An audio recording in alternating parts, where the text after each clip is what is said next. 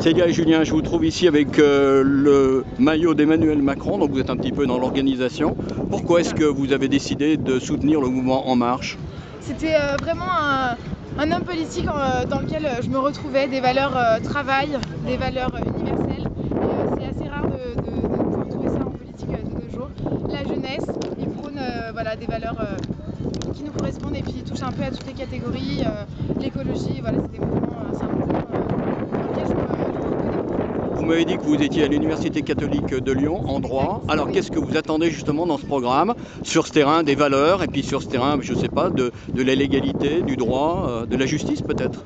Exactement, mais moi je pense vraiment que Emmanuel Macron c'est le candidat qui va permettre une émancipation de différentes catégories de population, les minorités, les femmes, vraiment voilà, il touche un petit peu à tout le monde et il prône le travail et voilà pour moi le travail c'est la valeur qui permet à la population de s'émanciper et voilà c'est pour cette raison que j'ai décidé de le suivre aujourd'hui. Alors pour vous, vous êtes dans ce mouvement, qu'est-ce que ça suppose en termes militants d'être aux côtés de Mouvement En Marche?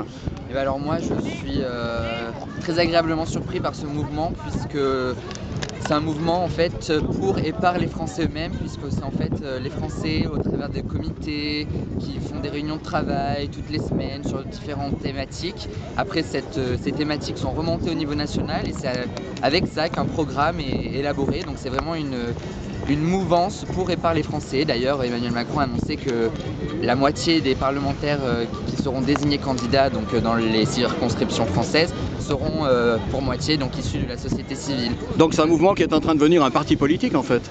On peut considérer ça comme un parti politique, pour ma part. Et il a déjà 160 000 adhérents si je ne me trompe pas, donc c'est en quelques mois, donc voilà, à titre d'exemple, le PS on est à 200 ou 250 000, donc c'est vraiment un mouvement qui prend de l'ampleur aujourd'hui. Et qui rassemble de jour en jour un peu plus de gens, de jeunes, voilà, moi j'ai 19 ans, il y a des jeunes avec Macron qui ont de 19 à 30 ans, même plus jeunes il me semble, c'est vraiment un mouvement qui rassemble différentes catégories de population et c'est ça qu'on aime, l'unité.